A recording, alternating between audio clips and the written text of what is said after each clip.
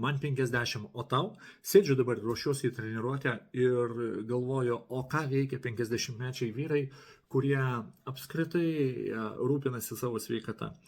Pasikalbėjau su keletu draugų, kurie žaidžia padėlį, bėgioja, plaukioja baseine, žaidžia tinklinį, važinėja dviračiu. Klausiau, kodėl jūs tai darot?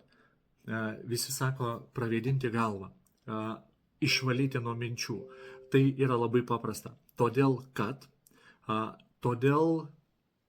žinot, kai sumažėja testosterono kiekis, automatiškai, arba kitaip sakant, kai pakyla streso kiekis, pakyla kortizolis, sumažėja testosterono kiekis ir automatiškai pakyla estrogeno kiekis, jo gamyba. Tada vyras tampa truputėlį moterim, o tu esi truputėlį boba. Atsiprašau, truputėlį moteris. Nors vyrai, kurie užsiema komentavimo ant lovų sėdėdami, kurie man rašo, visaip mane vadina, aš jų niekaip kitaip negalėčiau pavadinti. Tai net ne moteris. Moteris yra, wow, super. Mūsų gyvenimo draugas, viršūnė ir visa kita.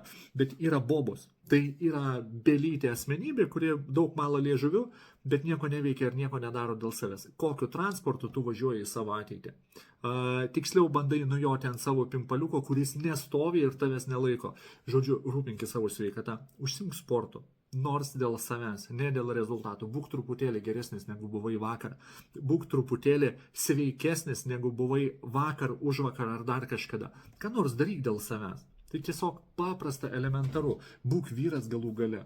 Būk vyras.